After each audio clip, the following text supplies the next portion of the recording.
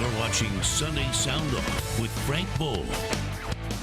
Happy New Year, everyone, and welcome to Sunday Sound Off. Let's get this post-New Year's Eve bash started. Hopefully, Mariah Carey is not performing tonight. We have Seren Petro sitting in for Mariah from Sports Radio 810 WHB and the program. Seren, how are you? Big shoes to fill if I'm sitting in for Mariah Carey, but trust me, I'll do my best to finish this show off. And sing off key and blame it on, never mind. And TJ Carpenter, Sports Radio 810 and Sports Night. TJ, how are you? I'm doing great. Happy New Year to you, and I promise I will put it forth at least more effort than Mariah Carey did the other night. All right, you're going to get paid a lot less tonight than she did for that performance. Stan Weber, of course, joins us. Also, Sports Radio 810 WHB and the analyst for both football and basketball at Kansas State University. Stan, how are you? I'm doing well. Happy New Year to everybody, and I'm so excited that we're going into the playoff season of the NFL, and so sad that the regular season ended. I don't know how to feel today. Let's just take a week off and think about it, okay? Stan, yeah, let's get a bye. There we go. All right, gentlemen, here's our hot topics of the evening. What's the Chiefs' biggest area of concern moving into the playoffs? Who is the Chiefs' MVP this year? And number three, who would you like to see at Arrowhead in 2 weeks? But first, of course, our question of the week, how important was getting that number 2 seed? Seren.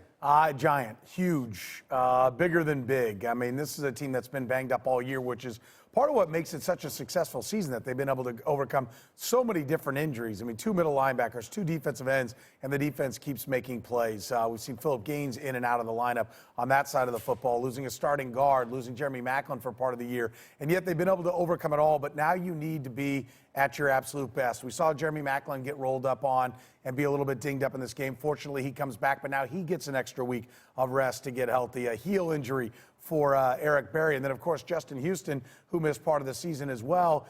They get a chance, hopefully, to get him back out on the field. Now, I'll believe it when I see it. I know Andy Reid's talking about it and is optimistic about him being back, but I'll believe it when I see it. They absolutely needed this. This is what, I know a lot of people say, oh, well, you know, they've had these bye weeks before and you know, squandered them in 95, 97, 03. This team needs to get healthy, and if it's healthy, this is why it's so big. This team really does have a chance to win the Super Bowl. TJ, number 2 seed. It's huge. The bye week is big. There's no question. And history be damned. Like, you know, the previous failings of the Chiefs in the playoffs at home is irrelevant to this. The only relevant history here is what happened last year in the postseason. And as Seren mentioned, injuries mounting were enormous for this team.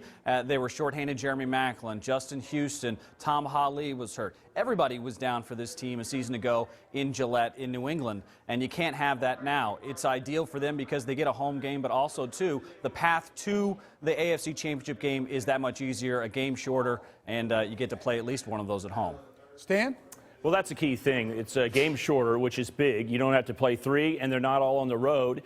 You get to play one of them at home. You get a week off. Now, we know about Andy Reid as well. Talk about the history of the Kansas City Chiefs. That's not with Andy Reid as the coach. When he has a bye week, he has been incredible during the regular season, and I think he'll do the same thing in the playoffs. He'll be able to study the teams in depth. And the Chiefs, part of their winning is being able to figure out ways. Andy Reid using that scientific mind and craziness, coming up with plays and angles and advantages. That'll all be in place. They get a chance to play at home, and they'll only have to play New England or Pittsburgh on the road. Before, they probably would have had to beat both those teams on the road to go to the Super Bowl. That wasn't going to happen. This makes it real. The Chiefs might be able to make it to the Super Bowl.